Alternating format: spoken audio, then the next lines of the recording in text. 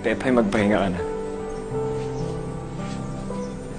At sana sa panaginip mo, maging masaya ka. Kapalit ng bangungot na nararanasan mo ngayon.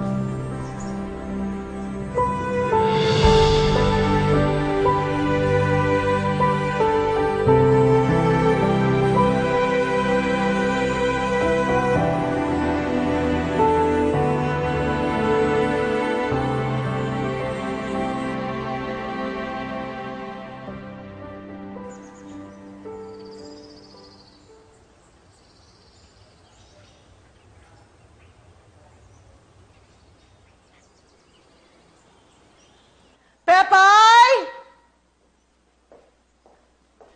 Pepay!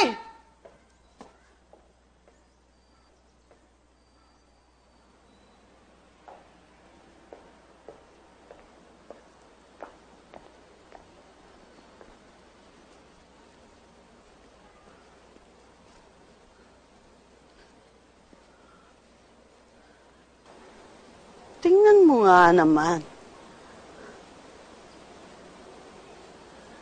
Napakahimbing ng tulog.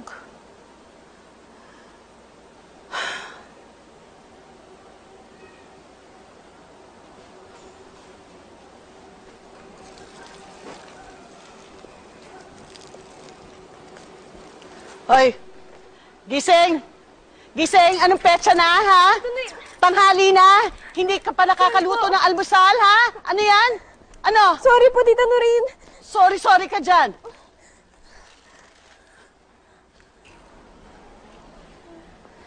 Tamad-tamad mo. Kayo po ba yung nagkumot sa akin? Hindi. At bakit ko gagawin yun sa'yo? O ano pang inaantay mo dyan? Tanghali na! Pagpatak ng 6:00 ng umaga, katulong ka, tandaan mo yan. Bilisan mo at marami kang gagawin. Opo.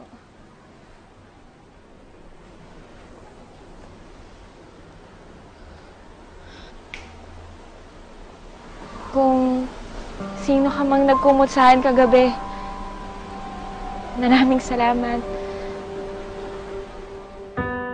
Nagpasalamat siya sa akin. At ngumiti siya.